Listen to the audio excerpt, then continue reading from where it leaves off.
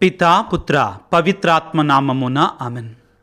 క్రీస్తునాథుని యందు మిక్కిలి ప్రియ సహోదరి సహోదరులారా, జూన్ నెల 12వ తారీఖు అహ్మదాబాదులో జరిగినటువంటి ఘోర విమాన ప్రమాదాన్ని గురించి బైబిల్ పరంగా ధ్యానించటానికి మిమ్మందరినీ ప్రేమతో ఆహ్వానిస్తున్నాను. ప్రియులకు దేవుని బిడ్డలారా, జూన్ నెల 12వ తారీఖు మధ్యాహ్నం 1:30 ఆ యొక్క మెడికల్ కాలేజీలో ఉన్నటువంటి స్టూడెంట్స్ డాక్టర్లు అయ్యేటువంటి వారు కోలాహలంగా భోజనాన్ని తింటున్నారు. మరొక వైపున air India flight number 171 Boeing dream liner 787.8 ఈ విమానం టేక్ ఆఫ్కి తీసుకుంది, గాలిలో ఎగరడానికి ప్రయత్నం చేసింది.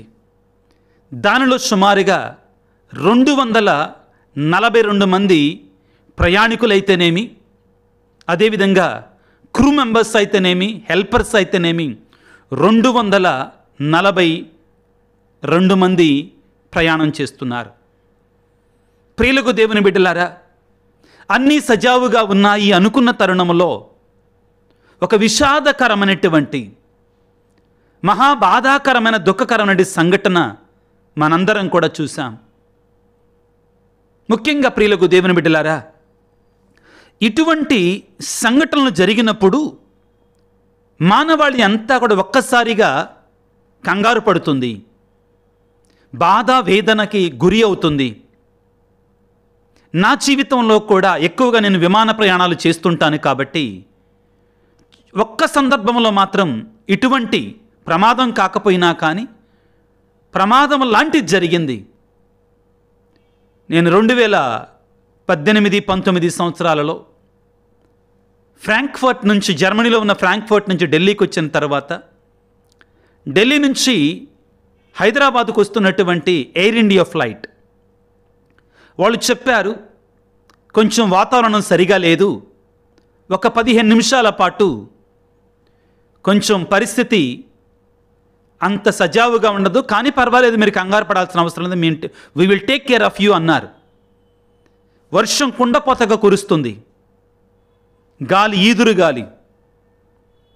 అందరం కూడా విమానంలో సుమారుగా 200 మందికి పైగా ఉన్నారు. గాల్లోకి పైకి లేసింది. ఒక 5 నిమిషాల పాటు కొంచెం జర్కులున్నాయి విమానంలో, కానీ ఒక్కసారిగా కరెంటు పోయింది. ఫ్లైట్ కొన్ని సెకండ్ల పాటు అలా పడిపోతూ ఉంది. కొన్ని సెకండ్లు మాత్రమే నేను కళ్ళారా చూశాను. చాలామంది స్త్రీలు, పిల్లలు, పెద్దలు, అరుపులు, కేకలు, ఏమి చేయలేనటువంటి నిస్సహాయత. కొన్ని సెకండ్లు మాత్రం, ఒక 15-20 సెకండ్లు మాత్రమే అలా అందులో ఉన్నటువంటి కరెంటు పోయింది. ఫ్లైట్ అలా పడిపోతుంది, మాకు అర్థమైపోతుంది. గాల్లో ఉన్నాం, కొన్ని వందల వేల అడుగుల మీటర్ల ఎత్తులో ఉన్నాం, ఎవ్వరేం చేయలేరు. మరలా 15 సెకండ్ల తర్వాత అంతే, జస్ట్ అనుకుంటున్న సమయంలోనే మరలా పవర్ వచ్చింది. పైలట్ చాలా చాకచక్యంగా విమానాన్ని దారిలో పెట్టాడు. ఆ విధంగా వెళుతున్నారు. నేను మొదట్లో మనసులో కంగారు పడ్డా కానీ కళ్ళు మూసుకొని ఏం జరిగినా పర్వాలేదని దేవునికి సమర్పించుకొని అలా కూర్చున్నాను, మనసులో ప్రార్థన చేసుకుంటూ. అంతా సవ్యంగా అయిన తర్వాత నా ప్రక్కనే ఉన్న ఒక ఆయన నాతో మాట్లాడటం ప్రారంభించాడు. అప్పటి వరకు పరిచయం చేసుకోలే ఇంకా.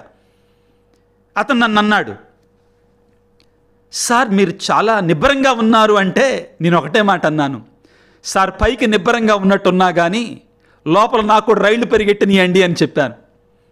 నాకు కూడా రైళ్లు పరిగెట్టినీయండి అని చెప్పాను.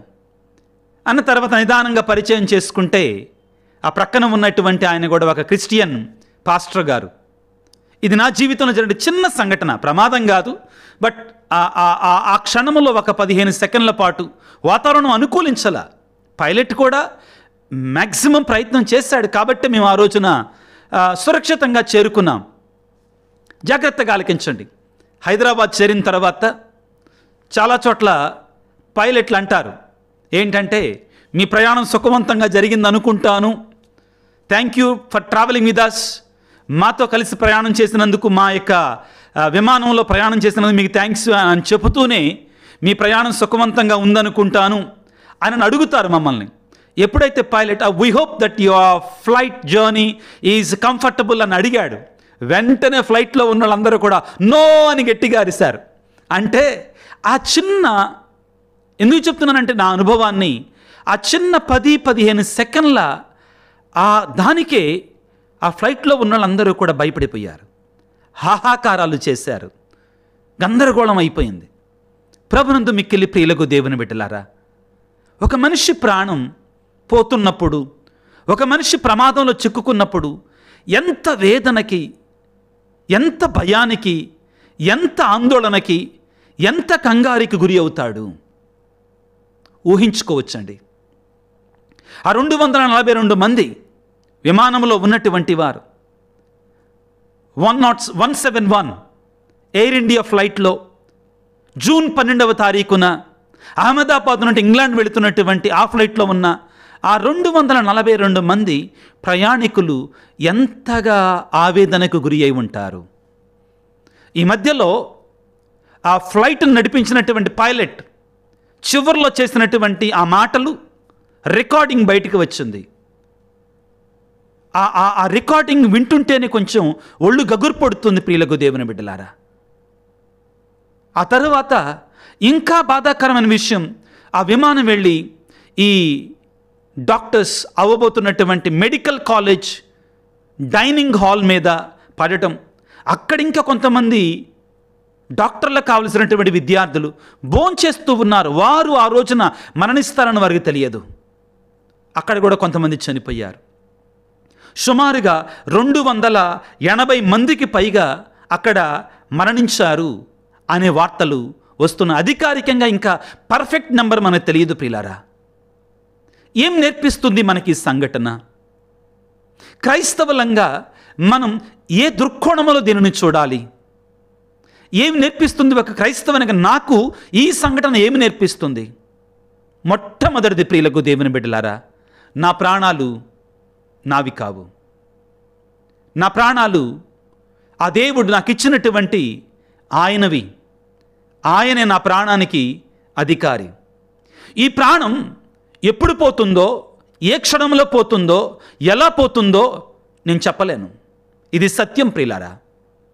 ఆనాడు ప్రియులారా, జూన్ 12వ తారీఖున విమానంలో టేకాఫ్ జరిగినప్పుడు, ఆ తరువాత ఎక్కడెక్కడ వీడియోలో తీసుకొచ్చి అది ఇది అని చెప్తారండి, బాగానే ఉంటుందండి. కానీ ఆ క్షణంలో నేను అనుకోవటం కొంచెం భయం ఉన్నా కానీ ఈరోజు నా ప్రాణం పోద్ది, ఇంకొక 10 సెకండ్లలో నా ప్రాణం పోద్ది అని ఎవరు ఊహించి ఉండరండి. ఆ రోజు ఉదయాన్నే లేచి వారు విమానం ఎక్కటానికి, విమాన ప్రయాణానికి ఇంగ్లాండ్ వెళ్ళటానికి సిద్ధపడుతున్న సమయంలో ఈరోజు నేను ప్రాణం పోద్ది నాది కాబట్టి విమానం ఎక్కుతాను, ఎవరు ఆ పని చేయరండి. ఒకవేళ ఆ రోజు వాళ్ళ ప్రాణం పోద్ది ఆ విమానంలో అని తెలిస్తే ఆ విమానాన్ని ఏ ఒక్కరు కూడా ఎక్కి ఉండేవాళ్ళు కాదంటారా? ఆ విమానం ఆ విధంగా కూలిపోతుంది, ప్రమాదంలో పడిపోతుంది, పేలిపోతుంది. పడిపోయిన తర్వాత వాళ్ళు బ్రతకరు అనుకుంటే వాళ్ళల్లో ఏ ఒక్కరు కూడా ఆ విమానాన్ని ఎక్కేవాళ్ళు కారు. కాబట్టి ప్రియులారా, వారు అనుకున్నారు వారి జీవితం ఇంకా ఉంటుంది, ఇంకా పొడిగించబడుతుంది, ఇంకా వారి జీవితం ఉంది అని వారు ఊహించుకున్నారు. వారు అనుకున్నారు వారికి వారు. కానీ నీవు నేను ఈ రోజున ఈ సంఘటన నుంచి నేర్చుకునే సత్యం ఏమిటి అంటే ప్రియులారా, మన జీవితం క్షణభంగురమైనటువంటిది, క్షణికమైనటువంటిది. ఎప్పుడు ఎక్కడ ఎలా మన జీవితం అంతమవుతుందో మనకు తెలియదు ప్రియులారా. ప్రథమంగా మనం ఈ సత్యాన్ని తెలుసుకోవాలి. ఈ ప్రాణం, ఈ జీవం ఎవరైతే నాకు ఇచ్చారో ఆయన ఏ క్షణములో నేను తీసుకోవటానికి ఆయన సర్వాధికారి అయి ఉన్నాడు. అవును ప్రియులారా, 139వ కీర్తన 15వ వచనములో కీర్తనాకారుడైన దావీదు ఈ విధంగా మాట్లాడుతున్నాడు మనిషి ప్రాణం గురించి, ఆయుష్ గురించి. నేను రహస్య స్థలమును రూపము దాల్చినప్పుడు, మాతృగర్భమున చిత్ర విచిత్రముగా నిర్మితుడనైనప్పుడు నీ కంటికి మరుగై ఉండలేదు. నీ పుట్టుక ఆయనకి తెలుసు, ఆయన కంటికి తెలుసు. సకల ప్రాణులు కూడా ఆయనకి తెలుసు ప్రియులారా, వారి పుట్టుక ఆయనకి తెలుసు. అంత మాత్రమే కాదు, నేను పిండముగా ఉన్నప్పుడే నీవు నన్ను చూచితివి. నాకు నిర్ణయించబడిన దినములన్నీయు అవి ఇంకనూ ప్రారంభము కాకమునిపే నీ గ్రంథమున లిఖించబడి ఉన్నవి. ప్రియులారా, గుర్తుపెట్టుకోండి, మన జీవితం అనేటువంటిది ఆయన గ్రంథములో లిఖించబడి ఉంది. దీన్ని ఎవరు కూడా కాదనలేరు. కాకపోతే ఆయన మాత్రమే సర్వజ్ఞుడు, ఆయన మాత్రమే తెలియను, ఆయనకు మాత్రమే తెలుసు. కాబట్టి మనలో ఏ ఒక్కరు కూడా పిల్లారా గర్వముతోటి నాకేంటి, ఏదో నేను ఇంకా 10 సంవత్సరాలు బతుకుతాను, 5 సంవత్సరాలు బతుకుతాను, 100 సంవత్సరాలు బతుకుతాను, 70 సంవత్సరాలు బతుకుతాను, ఎవ్వరికీ గ్యారంటీ లేదు. ఈ ప్రపంచంలో ఒకే ఒక గ్యారంటీ ఏంటో తెలుసా? ఆ గ్యారంటీ ఏంటంటే నేను ఎప్పుడు చేస్తానో నాకు గ్యారంటీ లేదు. అదే ఒక గ్యారంటీ.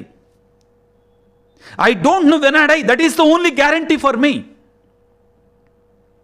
అవును ప్రియులారా, ఇదిగో యాకోబు పత్రిక 4వ అధ్యాయము 14వ వచనం ఈ విధంగా సెలవిస్తూ ఉంది. మీ జీవితం రేపు ఎట్లుంటుందో మీకు తెలియదు. రేపు ఎందుకండి, ఈ క్షణంలో మరుక్షణంలోనే ఎలా ఉంటుందో నాకు తెలియదు. ఎలయనగా ఈ మాట వినండి, మీరు ఈ క్షణమున ఉండి మరుక్షణములో అదృశ్యమయ్యేడి పొగమంచు వంటి వారు. ఈ పదం ముఖ్యమండి. ఏమంటున్నాడు? ఈ క్షణములో ఉండి మరుక్షణములో ఉండం మనం. ఆనాడు ఆ విమానం ఎక్కినటువంటి ఆ 242 మంది ఒక్క వ్యక్తి బ్రతికాడండి, ఒకే ఒక వ్యక్తి. ఆ 241 మంది వాళ్ళు బ్రతుకుతారని వాళ్ళకి నమ్మకం ఉంది, అంతే. కానీ మనందరం గుర్తుంచుకోవాల్సింది, ఈ క్షణములో ఉండి మరుక్షణమున మరుగయ్యేటువంటి మనం పొగమంచు వంటి వారం. కనుక ప్రియులారా, నీ జీవితాన్ని ఎప్పుడూ కూడా ప్రభు దీవిస్తే, ప్రభు కరుణిస్తే, ప్రభు ఆశీర్వదిస్తే, ప్రభు కృప చూపిస్తే నేనేదో ఒకటి చేస్తాను. ప్రియ దేవుని బిడ్డ, నీ జీవితాన్ని ఏ విధంగా వినియోగించుకుంటున్నా, నీ బ్రతుకుని ఏ విధంగా వినియోగించుకుంటున్నా, మారు మనసు నీలో ఉందా, హృదయ పరివర్తన నీలో ఉందా? మీకు అందరికి ఒక మాట చెప్పనా? ఆ విమానంలో ప్రయాణించింది ఎవరు అనుకుంటున్నారు? Ex chief minister, former chief minister, మాజీ ముఖ్యమంత్రి. మీకందరికీ ఒక విషయం అండి, విమాన ప్రయాణం ముఖ్యంగా ఇంగ్లాండ్ లాంటి దేశాలకు వెళ్ళాలంటే, రావాలంటే అటువంటి వారు అట్లీస్ట్ మధ్యతరగతి కుటుంబీకులైనా ఉండాలి. సహజంగా ధనవంతులు ఉంటారండి, ధనవంతులు ఉంటారు. కానీ వారికే గ్యారంటీ లేదు, మన జీవితాలకు గ్యారంటీ లేదు. నేను మీ అందరికి చెప్తున్నానండి, విమాన ప్రయాణం చాలా సంతోషం, ఆనందం అనుకుంటామండి. కానీ సుమారుగా నేను ఒక 80 సార్లు విమాన ప్రయాణం చేశాను. అక్కడ చదువుకోవటానికైతేనేమి, వివిధ ప్రాంతాలకి నేను వెళ్ళినప్పుడు 80 సార్లు విమానాలు ఎక్కాను. సుమారుగా, కరెక్ట్ అని చెప్పట్లేదండి, కొద్దిగా అటు ఉండొచ్చు ఇటు ఉండొచ్చు, ఒక 5-6. కానీ ప్రియులారా, ప్రతిసారి అది టేకాఫ్ అవుతున్నప్పుడు అదేంటో గాల్లో ఉన్నప్పుడు ప్రశాంతంగానే ఉంటుందండి. మళ్ళా ల్యాండింగ్ అవుతున్నప్పుడు ఒకలాంటి అదుర్త అనేటువంటిది ఉంటుందండి. ప్రియ దేవుని బిడ్డ, ఈ అహ్మదాబాద్ విమాన ప్రమాదం మనందరికీ కూడా ఒక గొప్ప సత్యాన్ని నేర్పించాలి, ఒక జీవిత సత్యాన్ని నేర్పించాలి. ఏమిటి అంటే, దేవుడు మనతో అంటున్నాడు, బిడ్డ, నీ జీవితం ఎప్పుడు ముగుస్తుందో ఎంతవరకు నీకు తెలియదు. కాబట్టి ఉన్నంత వరకు కూడా ఆ జీవితాన్ని సద్వినియోగం చేసుకో, పవిత్రంగా జీవించు, దేవునికి ఇష్టానుసారముగా జీవించు. లోకాన్ని సంతోషపెట్టడానికి ప్రయత్నం చెయ్యమాకు, దేవుని సంతోషపెట్టడానికి ప్రయత్నం చేయి. ప్రభు అనలేదా ఆ ధనవంతుడు, ఆ పిసినారి, ఓ ప్రాణమా తినుము తాగుము సుఖించుమంటే, ఓరే వెర్రివాడా, ఈ రాత్రికే నీ ప్రాణాన్ని నేను తీసుకుని వెళుతున్నాను. నువ్వు సంపాదించిన సంపద ఎవరికి చెందుతుంది? ఇది ఏదో భయపెట్టడానికి కాదండి, ఇది జీవిత సత్యం. ప్రియులరా, కాదంటారా? నాకు చెప్పండి మీరు, ఇది కాదా? ఆ రోజు ఆ విమానాన్ని ఎక్కినటువంటి వారిలో ఎవరైనా ఒక్కళ్ళైనా కానీ నేను ఈరోజు ఖచ్చితంగా చనిపోతా ఈ విమానంలో అనుకొని ఉంటే, వాళ్ళు ఎక్కే వాళ్ళ విమానాన్ని వాళ్ళకి తెలుసా వాళ్ళ మరణం? ఎవరికి తెలియదండి. కాబట్టి బిడ్డలారా, ఈ సంఘటన మనందరికీ కూడా ఈ సత్యాన్ని నేర్పించాలి. నువ్వెంతటి వాడివైనా, నీ స్థితి, నీ పరిస్థితి ఎంత గొప్పదైనా కానీ ఈ ప్రాణం ఆయన చేతుల్లో ఉంది. ఆయనకు మాత్రమే తెలుసు. ఈ సందర్భంగా నేను కొన్నిసార్లు మీతో చెప్పానండి. కొన్ని సందర్భాలలో డాక్టర్లు అంటారు, నీకు ఏ డోకా లేదు 10 సంవత్సరాల దాకా అంటారు. పుట్టుకున్న హార్ట్అటాక్ వచ్చిపోతాడు. కొంతమందికి ఇంకేం బ్రతకదండి అంటే ఇంటికి తీసుకొస్తే మళ్ళీ 10 సంవత్సరాలు బతుకుతారండి. నా విషయంలో జరిగింది ఒకసారి. ఏంటి, ఒకసారి ఒక 6 నెలల క్రితం నేను జర్మనీలో సిక్ అయిన తర్వాత, లంగ్స్ మీద ఆపరేషన్ అయిన తర్వాత, మీకు తెలుసండి ఈ విషయం, డాక్టర్లు చెప్పారు, ఒక సంవత్సరానికి ఒకసారి మీరు టెస్ట్ చేయించుకోండి అండి, జనరల్ చెకప్ చేయించుకోండి మంచిదన్నారు. చెకప్కి వెళితే నేను కొంచెం ఎక్కువగా వాకింగ్ అది చేస్తాను కాబట్టి, డిసిప్లిన్లో ఉంటా కాబట్టి, కామినేని హాస్పిటల్ డాక్టర్ గారు అన్నారు, మీకు ఒక 5 సంవత్సరాల దాకా డోకా లేదండి అన్నారు. ఆ తరువాత మరలా నేను జనవరి నెలలో సిక్ అయ్యి మరలా హాస్పిటల్కి వెళితే, ఫాదర్ మీకు షుగర్ బార్డర్ లైన్లో ఉంది, కొద్దిగా జాగ్రత్తగా ఉండండి అన్నారు.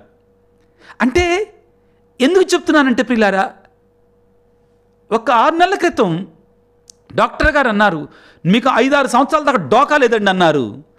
మరలా తర్వాత సిక్ అయ్యి హాస్పిటల్కి వెళ్తే అక్కడ డాక్టర్ గారు అన్నారు, మీకు షుగర్ బార్డర్ లైన్లోకి వచ్చిందండి అన్నారు. దేవుడి దయవల్ల 7 సంవత్సరాల నుంచి అది బార్డర్ లైన్లోనే ఉంటుంది, దాటలేదండి, షుగర్ లేకుండా ఉంటున్నాం. ప్రియులకు దేవుని బిడ్డలారా, ఈ జీవితం మనది కాదండి. మనలో ఎవ్వరం కూడా విర్రవీగటానికి నాకేంటి, నాకు అంతుంది, నాకెంతుంది అంటనే ప్రయోజనం లేదు. ఆ విమానాన్ని ఎక్కినటువంటి వాళ్ళు చాలామంది కోటీశ్వరులు అండి. Yes, many of their crorepatis. చాలా ఉద్దేశాలతో వచ్చారు, ఆశలతో వచ్చారు వాళ్ళు. కానీ దేవుడు అన్నాడు ఆ రోజున వారితో, మీ యొక్క జీవితం ఇంతవరకే. బాధాకరమైన విషయం ప్రియులారా, వేదనాపూరితమైన విషయం. ఈ సందర్భంగా ప్రియులకు దేవుని బిడ్డలారా, ఇదిగో మనందరం కూడా ఆ కుటుంబాల కోసం ప్రార్థన చేయాలి. ఎవరైతే కోల్పోయారో, కుటుంబ సభ్యులని విమాన ప్రమాదంలో కోల్పోయారు, వారి కోసం ప్రార్థన చేయాలి. ఇదిగో దేవుని యొక్క వాక్యం కీర్తన గ్రంథం 34వ కీర్తన 18వ వచనంలో పలికినట్లుగా, దేవుడు వేదనలలో ఉన్నటువంటి వారికి చేరువలో ఉంటాడు, కృంగిపోయినటువంటి వారిని ఆయన లేవనెత్తుతాడు అని పలుకుతున్నాడు. ఆ కుటుంబ సభ్యులను కోల్పోయినటువంటి వారిని దేవుడు ఓదార్చాలని ప్రార్థన చేయాలి. ముఖ్యంగా ఆ బ్రతికినటువంటి ఒకే ఒక వ్యక్తి అండి, అసలు ఎలా బ్రతికాడో కూడా అతనికి తెలియదండి. తెలుగులో ఒక మాట, భూమి మీద నూకలు చల్లలేదురా నీకింకా అంటారు కదా. అంటే దేవుని ఇంకా పిలుపు రాలా అతనికి, ఎలా బ్రతికాడో కూడా అతనికి తెలియదు, ఇంకా షాక్ నుంచి తేరుకోలా. ఆ వ్యక్తికి, ఆ కుటుంబానికి దేవుడు ఆ శాంతిని, ముఖ్యంగా ఆ ఓదార్పును ప్రసాదించమని ప్రత్యేకంగా ప్రార్థన చేద్దాం.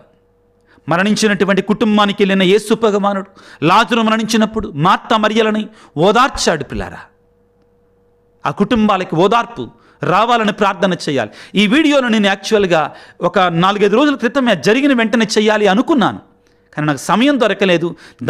అదే కాకుండా మధ్యలో మనకి ఆదివారాలు పండగలు వచ్చాయి. అంతోని వారి పండగ వెంటనే 13వ తారీఖు, ఆ తర్వాత మనకి బర్నబాస్ గారి పండగ వచ్చింది, ఆ తర్వాత ఆదివారాలు వచ్చాయి. పిల్లారా, ఇది చాలా ముఖ్యమైనటువంటి సందేశం మనందరికీ కూడా. అదేవిధంగా అన్నిటికంటే ముఖ్యంగా మరణించినటువంటి ఆత్మల కొరకే మనం ప్రార్థన చేయాలి. ఈ విమాన ప్రమాదంలో, ఈ విమాన ఘోర ప్రమాదంలో మరణించినటువంటి ఆత్మల కొరకై, అటు విమానంలో ప్రయాణిస్తున్నటువంటి వారు మరణించినటువంటి వారి కొరకై, అదేవిధంగా ఆ యొక్క college students, medical college, Ahmedabad medical college, AMC అనుకుంటానండి, అహ్మదాబాద్ మెడికల్ కాలేజ్, ఆ కాలేజీలో మరణించినటువంటి వైద్య విద్యార్థుల కొరకు కూడా మనందరం కూడా మన ప్రార్థనని దేవునికి అందించాలి, తెలియచేయాలి. ప్రియులకు దేవుని బిడ్డలారా, అయితే ఈ సందర్భంగా భవిష్యత్తులో రానున్న కాలంలో ఇటువంటి ప్రమాదాలు జరగకుండా ఉండాలని దేవుని ప్రార్థన చేయాలి. ముఖ్యంగా ఇది మనందరి ప్రార్థన అయి ఉండాలి. అదేవిధంగా సైంటిస్టులు ఇటువంటి పరికరాలు, ఇటువంటి విమానాలు, పెద్ద పెద్ద పరికరాలు తయారు చేసేటువంటి వారికి, వాటికి సర్వీస్ను చూసుకునేటువంటి వారికి తగినటువంటి జ్ఞానాన్ని, తెలివిని ప్రసాదించమని వేడుకోవాలి. ఈ సందర్భంగా ప్రియులారా, ఎయిర్ ఇండియా అని టాటా ఇన్స్టిట్యూట్ వాళ్ళు నడిపిస్తున్నారండి. ఇప్పుడు ఒక 3 సంవత్సరాల క్రితం వరకు కూడా గవర్నమెంట్ ఆధీనంలో ఉండేది. ఇప్పుడు టాటా ఇన్స్టిట్యూట్ వాళ్ళు టేక్ ఓవర్ చేశారు. ఈ సందర్భంగా మనం గుర్తుంచుకోవాలి, టాటా సంస్థ అనేటువంటిది భారతదేశానికి ఎంతో మేలు చేసింది ఎన్నో విషయాల్లో ప్రియులారా. ఒక మంచి సంస్థ, దీన్ని మనం ఎవరు కూడా కాదనకూడదండి. ఇక్కడ అక్కడ మనం ఊరికే నోటికి వచ్చినట్టు నోరు పారేసుకోవచ్చు, కానీ టాటా సంస్థ అనేటువంటి మరణించినటువంటి టాటా గారు, రతన్ టాటా గారు మనం చూసామండి. భారతదేశంలో ఎన్నో సేవా కార్యక్రమాలు చేపట్టి మేలు, ముఖ్యంగా సామాన్యుడికి ఎన్నో సేవలు అందించాలని ప్రయత్నం చేస్తున్నటువంటి ఒక గొప్ప సంస్థ. వారు కూడా ఎన్నో మార్పులు చేర్పులు చేయడానికి ప్రయత్నం చేస్తున్నారు. ఈ యొక్క ఎయిర్ ఇండియా సంస్థలో, ఈ విమానయాన సంస్థలో ప్రియులారా, వారి కోసం కూడా మనం ప్రార్థన చేయాలి. ఇంకా గొప్ప సర్వీసెస్ వాళ్ళు ప్రజలకి, అదేవిధంగా ప్రయాణికులకి కూడా మరి వాళ్ళు అందించాలని. అదేవిధంగా బైబిల్ గ్రంథం మనకు బోధించేది మరణానికి భయపడతాం కాదండి, మరణానికి సిద్ధపడి ఉండాలి. రెంటికి చాలా గొప్ప తేడా ఉంది. మరణానికి భయపడతాం కాదు, మరణానికి సిద్ధపడి ఉండాలి ప్రియులారా. ఈ శరీరం శాశ్వతం కాదు, ఆత్మ మాత్రమే శాస్త్రం అని గుర్తించి ఆ మరణానికి సిద్ధపడి ఉండాలి, ఆత్మీయంగా సిద్ధపడి ఉండాలి మనందరం కూడా. ఇది మనకి గుణపాఠంగా ఉండాలి ప్రియులకు దేవుని బిడ్డలారా. చివరిగా మరణం అనేటువంటిది అంతం కాదు, మరణం అనేటువంటిది పునరుత్థానానికి ద్వారం ప్రియులారా. పునరుత్థానానికి ద్వారం. క్రైస్తవులంగా మనందరం దీన్ని విశ్వసించాలి. ఆ ప్రభువుని వేడుకుందాం, మరణించినటువంటి వారందరికీ కూడా దేవుడి నిత్య విశ్రాంతిని ప్రసాదించాలని. విమాన ప్రయాణంలో సడన్గా వారికి తెలియకుండానే కొన్ని సెకండ్లే ప్రియులారా. అసలు మీకు ఒక విషయం చెప్తానండి, భయం, ఆ క్షణంలో టెన్షన్, కంగారు, హాహాకారాలు, భయాలు ఉంటాయి. కానీ ఆ భయాలలోనికి వాళ్ళు వెళ్ళే లోపలనే వాళ్ళ ప్రాణాలు పోతాయండి. They don't live any more. అంతే. మనందరం టీవీలలో చూసాం, మనిషి ప్రాణం అంతే ప్రియులారా. ప్రభువుని వేడుకుందాం, మరణించినటువంటి వారికి నిత్య విశ్రాంతిని దయచేయమని, వారి కుటుంబ సభ్యులకు ఓదార్పును దయచేయమని. మనకి ఇదొక పెద్ద గుణపాఠంగా గొప్ప సందేశాన్ని ఇవ్వాలి. ఏమిటి అంటే, బిడా, నీ జీవితం ఆయన చేతుల్లో ఉంది, ఆయన జీవగంధంలో రాయబడి ఉంది నీ యొక్క జీవితం ఎంతకాలమని. కాబట్టి నీ జీవితం కొరకై సిద్ధపడు, ప్రభు రాకడ కొరకై సిద్ధపడు. అపవిత్రంగా, పరిశుద్ధంగా, లెక్కలేనితనముగా, దేవుడింటే లెక్క లేకుండా జీవించకు. నీవెంత వాడవైనా, నీవెంత గనుడవైనా, నీకెన్ని ఆస్తిపాస్తులున్నా, నీకెన్ని డిగ్రీలున్నా, ఒకరోజు నీకు ఆ టైం వస్తుందని మర్చిపో. మాకు భయం కాదు కావలసింది, సిద్ధపాటు మనకు కావాలి. అటువంటి సిద్ధపాటుని మనందరికీ దయచేయమని ఆ దేవాది దేవుని తలల వంచి ప్రార్థన చేసుకుందాం. సర్వశక్తిమంతుడా, సర్వోన్నతుడా, ప్రేమమయుడా, ముందుగా జూన్ నెల 12వ తారీఖున అహ్మదాబాద్ నుండి ఇంగ్లాండ్ వెళుతున్న విమాన ప్రయాణంలో ప్రయాణికులు మరణించినటువంటి 241 మందికి, అదేవిధంగా ఆ మెడికల్ కాలేజీలో మరణించినటువంటి విద్యార్థుల కొరకై ప్రార్థిస్తుండగా నీ అపారమైన కృపలో, అనంతమైన దయలో ప్రభువా, మరణించినట్టు వారందరి ఆత్మలకు నిత్య విశ్రాంతిని దయచేయమని ప్రార్థిస్తున్నాం. నీ పరలోక ప్రాప్తిని అనుగ్రహించమని వేడుకొనుచున్నాం. నీ స్వర్గరాజ్యంలో నీ ముఖార విందాన్ని గాంచే ధన్యతను ప్రసాదించమని వేడుకొనుచున్నాం. ఈ సమయంలో బంధువులను, తోబుట్టువులను, ఆత్మీయులను కోల్పోయినటువంటి వారి కుటుంబాలన్నిటి కొరకే ప్రార్థిస్తున్నాం. నాయన, వారిని ఓదార్చండి, వారి కన్నిటిని తొడవండి నాయన, వారికి ధైర్యాన్ని ఇవ్వండి ప్రభువా. ఈ వేదనాపూరితమైన మహాభయంకరమైనటువంటి ఈ స్థితి నుండి కోలుకునే శక్తిని, ఓదార్పును, ఆ స్థైర్యాన్ని వారికి దయచేయమని వేడుకొనుచున్నాం.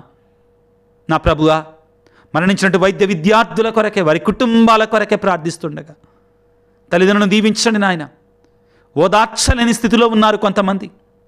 ఇంటర్వ్యూల్లో మేము చూస్తున్నాము నాయన, మీ కనికరాన్ని వారి మీద కుమ్మరింపచేసి వారికి కావలసినటువంటి దయా కనికరాన్ని, ఆ యొక్క ఓదార్పును ప్రసాదించమని వేడుకొనుచున్నాం. అదేవిధంగా మేము కూడా ప్రభువా, మా జీవితం శాశ్వతం అన్నట్లుగా గర్వంతో బ్రతకకుండా, లెక్కలేనితనం లేకుండా, సిద్ధపడినటువంటి హృదయాలతో ఎల్లప్పుడూ కూడా ప్రభువా మేము పవిత్రంగా జీవించడానికి కావాల్సిన శక్తిని మాకు దయచేయండి. ఓ యేసురాజా, మాలో ఎవరైతే నీకు దూరంగా బ్రతుకుతున్నామో, పాపంలో జీవిస్తున్నామో, మా యొక్క హృదయ పరివర్తన, మారు మనసును మాకు దయచేయమని వేడుకొనుచున్నాం. తండ్రి, ఇటువంటి సంఘటనలు మేము విన్నప్పుడు భయపడతాం కాదు, కానీ సిద్ధపడే మనసును మాకు దయచేయండి. ఈనాడు ఈ వాక్య పరిచయలో పాల్గొంటున్నటువంటి అనారోగ్యముతో బాధపడుతున్న ప్రతి బిడ్డను నీ గాయపడినటువంటి హస్తాలతో తాకి స్వస్థపరచండి. కుటుంబాలకు శాంతిని, సమాధానం దయచేయండి నాయన. ముఖ్యంగా చదువుకునే బిడ్డలకు చక్కని జ్ఞానాన్ని, డిఎస్సి పరీక్షల కొరకు సిద్ధపడుతున్న బిడ్డలకు కావాల్సినటువంటి జ్ఞానాన్ని దయచేయమని వేడుకొనుచున్నాం. గర్భఫలాన్ని, అప్పుల బాధలను విమోచనను, కుటుంబాల శాంతిని, జీవితంలో స్థిరత్వాన్ని నీ బిడ్డలకు దయచేయమని మా కొరకు ప్రార్థించండి స్వామి అని అడుగుతున్నటువంటి, మెసేజ్లు ఉంచుతున్నటువంటి, తలంపులలో ఉంచుకుంటున్నటువంటి వారందరిని ఆశ్రయించి దీవించమని మన ఆదురైన క్రీస్తు ద్వారా వేడుకొనుచున్నాము తండ్రి. ఆమెన్. ప్రభువు మీతో ఉందురుగాక, మీ ఆత్మతో ఉందురుగాక. సర్వశక్తి గల సర్వేశ్వరుడు పిత, పుత్ర, పవిత్రాత్మ మిమ్ము మీ కుటుంబాలను చల్లగా దీవించి ఆశీర్వదించి కాపాడుదురుగాక. God bless you. దేవుడు మిమ్ము దీవించుగాక. ఆమెన్.